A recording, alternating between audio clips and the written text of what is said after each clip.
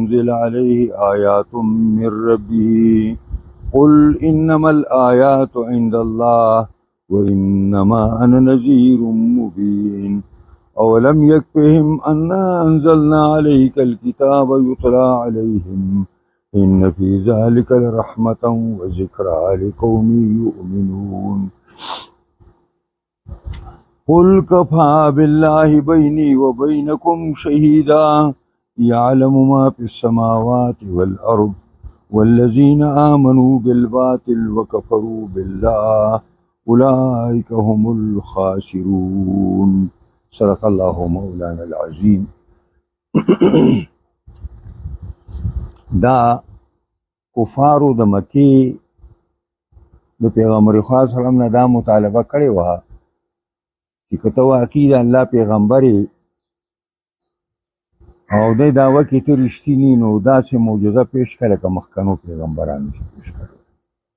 صالح علیه السلام ته قوم ویلي وو چې د دې غر نه موږ دپاره اوښه پیدا که.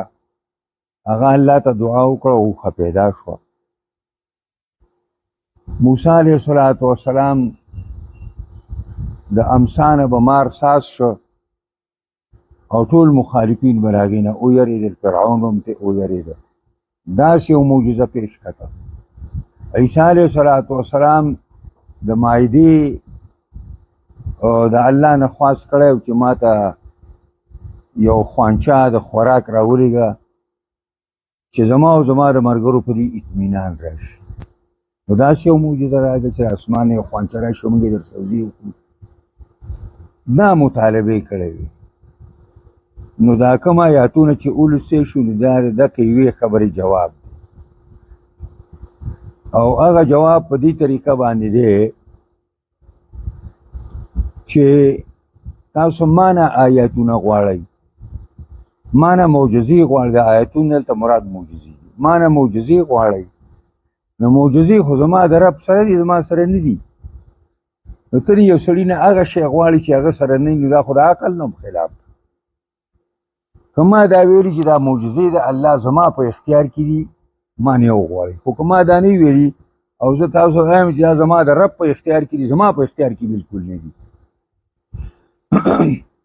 البته زما وظیفه چې سره او زما ډیوټي چې سره نو هغه صرف دا ده چې انما انا نذیر مبین، زه یرونکی په ډاګ یم. با زما دا کار دی. زه به خلک د خدای د عذاب نه یروم، زه به خلک د الله په دین باندې پویه کوم. نور دین علاوه زما په لاس کې څه نشته. او که خامخا تاسو یو واقعي معجزې غواړئ، خامخا معجزې غواړئ، نو بیا خو یو لویه معجزه ما ته راغلې ده چې د هغې نه په دنیا کې بله لویه معجزه نشي ساتلی چې قرآن شریف. ما ته داسې یو معجزه راغلې ده. ځکه چې د موسی علیه السلام امسا به یو ساعت مار او بل ساعت به بیا چوکه وه، او د صالح علیه السلام معجزه اوښه پیدا شو، خلکو مړه کړه او خلاصه شوه. او د حضرت عیسی مایده یا راله یا اندر دا ځان له اختلافي مسله ده، ترجمه کې موږ دا کوو، خو هغه هم ختمه شوه. ما له چې کومه معجزه الله را کړې ده هغه معجزه المعجزه الخالده، هغه د قیامت د ورځې پورې به دا معجزه وي. نو بیا بلې معجزه څه حاجت دی؟ که خامخا تاسو واقعي معجزه غواړئ نو دې نه لویه معجزه بله نشته. او څلورمه خبره دا ده چې زما دې خبرې ته هم ضرورت نشته چې ته دې ګویي وکړي بل دې ګویي وکړي چې دا د الله پیغمبر دی. زما لپاره زما د رب ګویي کافي ده چې زما رب زما په نبوت باندې ګواه دی. دا ګواهي د تمامو ګواهانو د ګواهۍ نه دا یو په لس او یو په لکه باندې چې کوم دی دا غوره ده. نو دا دغې جوابونه دي. وقالو وای مشرکان مکه لولا انزل علی آیة من ربه، ولې نه نازلیږي پرې پیغمبر باندې معجزې د جانبه د رب د ده نه، ولې معجزې نه راځي؟ جواب دا دی قل او آیا پیغمبره انما الآیات عند الله، خامخا معجزې زما د رب سره دي. زما د معجزو اختیار زما د پروردګار سره دی، دا زما سره نه دی. یو زمانه کې دلته جمال غړی ورته وي پر ځای کې مردان کې ده، نو پای کې یو مناظره صادر شوه. موږ په هغه زمانه کې طالبانو، خو غټ غټ طالبانو، مشران طالبانو. نو هغه شیخ عنایت الرحمن رحمت الله علیه زما چې کوم استاد یې پکې و، او هغه مناظره کوونکی دا بدعتیان راغلي، بدعتیانو سره مناظره وه. نو هغې په دې باندې اول خبره وکړه چې معجزه د پیغمبر په اختیار کې او کرامت د ولی په اختیار کې، که نه دا د کرامت او معجزه د الله په اختیار کې. پوهېږئ پرې باندې. نو مولانا صاحب هغه دغه ته وویلې، د زین الله نوم و، د بدعتي مولا زین الله، هغه ته یې وویلې چې ته د معجزې تعریف وکړه، معجزه څه ته وایي؟ نو هغه ویل امر خارق للعادة یظهره الله تعالی. هغه ویل عبارت سم وایه، دا یظهرو نه دی، عبارت سم وایه. نو بس کله غر او دا غر او دا غر. مولانا ورته ویل چې عبارت ته سم نه که یاره، عبارت ته سم نه. نو چارباغ مولي صاحب ورته ویل شاته ناست و په دې کې غټ مولا و، بدعتي نه و، خو د بدعتیانو ځان سره راوسته. شیخ صاحب هغه د هغه ځای نه چغه کړه چې زین الله خدای دې غر کا، داسې وایه چې امر خارق للعادة یظهره الله تعالی، باب افعال لیلا، یظهره الله تعالی علی ید مدعی النبوه. نو دا مولانا غصه شو عنایت الرحمن او ده ته ویله خوښه. هغه ته ویل چارواک مور صاحب ته زما د پلار او د تره دوست و برېښه، زه دې پېژنم، خو چې دې بدعتیانو سره راځي ده که څه ورې مخ ته خاورې درچو، ته راشه ووایه ته ما سره مناظر کې که دی کوي چې ته راغه ځای نه دله فتح ورکړي.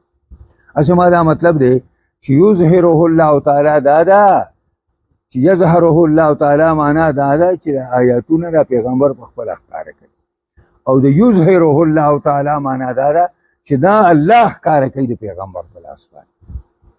نو نه معجزه د پیغمبر په لاس کې ده او په اختیار کې ده، نه کرامت د ولی په اختیار کې ده. خو چې کله غواړي الله، نو د پیغمبر په لاس باندې معجزه او د ولی الله په لاس باندې کرامت ظاهر بس. او دا دوی اختیاري شی نه وي چې کله پیغمبر غواړي نو معجزه به ښکاره کړي، او کله ولی غواړي نو خپل کرامت به ښکاره کړي. دا چې کله الله غواړي نو به یې ښکاره کړي د هغه په لاس باندې. دا یې معنی. او د معجزې معنی دا ده چې امر خارق للعادة یظهره الله تعالی علی ید مدعی النبوه. او کرامت دی ته وایي چې امر خارق للعادة یظهره الله تعالی علی ید غیر مدعی النبوة الصالح. نیک صالح دی او هغه داسې یو کار د هغه په لاس باندې ظاهر شي چې په عادت کې نه کېږي، دې ته ویل کېږي کرامت.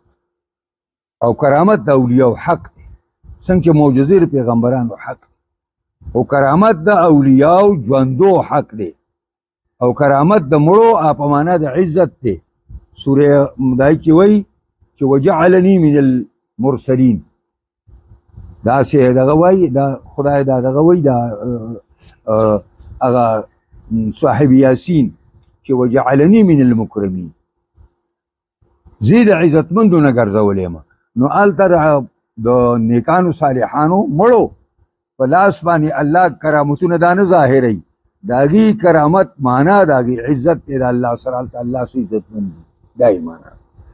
ځکه وایي قل انما الآیات عند الله، ووایه معجزې د الله سره دي. نو بیا تا سره څه دي چې معجزې نه لرې؟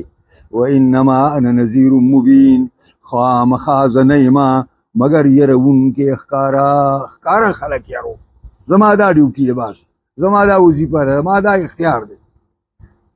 او بیا الله فرمایي اولم یکفهم، آیا پوره نه دی، کافي نه دی د دې قریشو دپاره چې دوی معجزه غواړي، دا خبره چې ان انزلنا علیک الکتاب یقینا نازل کړی موږ په تا باندې کتاب قرآن لرا یتلا علیهم لستی کېږي په دوی باندې هر وخت ان فی ذلک الرحمه یقینا په دې کې یو لویه مهرباني ده د مؤمنانو دپاره وذکرا او پن او نصیحت دی لقوم یؤمنون دپاره قوم چې ایمان راوړي قل کفا بالله بیني وبینکم شهیدا وایا کافی دی الله زما او ستاسو منځ کې ګواه غواړئ بس زما او ستاسو منځ کې الله رب العزت زما په نبوت باندې ګواه دی او زما رب داسې دی چې یعلم ما فی السماوات والارض پوهیږي په هغه ټولو باندې چې په اسمانونو ځمکو کې دي او والذین آمنوا بالباطل هغه کسانو چې یقین کوي په باطل او په بت پرستۍ باندې د باطل نه مراد دلته بت پرستی ده وکفروا بالله او انکار کوي دا الله نه اولئک هم الخاسرون دا کسان دی کامل تاوانیان دي دا دی آیاتونو ترجمه وه دی کې یو څلور مسلې مخې ته رالې یو تقریر النبوة المحمدیه بالادله القاطعه التي لا ترد یو د نبی علیہ السلام معجزه د نبی علیہ السلام نبوت الله په دلایل قاطعه سره ثابت چې هغه په هیڅ معنا نشي بدلیدی او وهي اربع هغه په دې کې څلور دي کما ذکر عنفا لکه څنګه چې ما تاسو ته په ترجمه کې اوس ذکر کړ بیان اکبر معجزه یو په دې کې دویمه خبره په دنیا کې لویه معجزه چې د پیغمبرانو څونه معجزې دي یو د هغې ذکر دی او هغه قرآن شریف دی او د پیغمبر خدا په نبوت باندې دی ذکر په بخاری کې حدیث دی نبی علیہ السلام فرمائی ما من نبی الا اوتی ما على مثله آمن البشر وكان الذي اوتيه وحيا اوحى الله الي فانا ارجو ان اكون اكثرهم تابعا يوم القيامه ما من نبی نه موجودیږي او پیغمبر د پیغمبران د الله مگر ورکړی کېږي هغه ته هغه وحی علی مثله آمن البشر چې ایمان نه راوړی پای باندې دونه یا ایمان راوړی پای باندې انسانانو نو هغه بس یو څو کسانی چند کسانی هغه پاګې باندې ایمان راوړي او وکان الذي اوتیته هغه چې ما ته سره کړی شوي دي وحیا دا یو وحی ده اوحاه الله الی الله ما ته راغی وحی کړی ده وانا ارجو ان اکون اکثرهم زما دا امید دی چې زه به له ټولو پیغمبرانو زیات یم په اعتبار د تابعدارو سره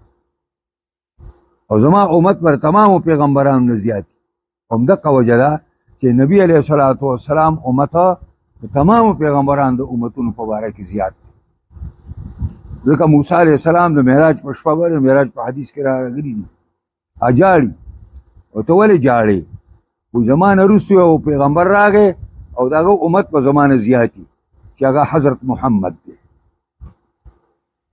او دریم القرآن الکریم رحمه و ذکره قرآن کریم د مؤمنانو دپاره د الله مهرباني ده او و ذکره او قرآن کریم یو عبرت دی وعظ دی د مؤمنانو دپاره او څلورم دا تقریر خسران المشرکین فی الدارین تاوانونه تاوان دی د مشرکانو دپاره په دنیا او په آخرت ولی لاستبدالهم الباطل بالحق لکه دوی باطل د حق په مقابله کې اخیستی دی والعیاذ بالله موږ د الله نه پناه په دې غواړو چې موږ د باطل د حق پرستۍ په ځای باندې باطل پرستي والو او په باطل پرستۍ پوه شو واخر دعوانا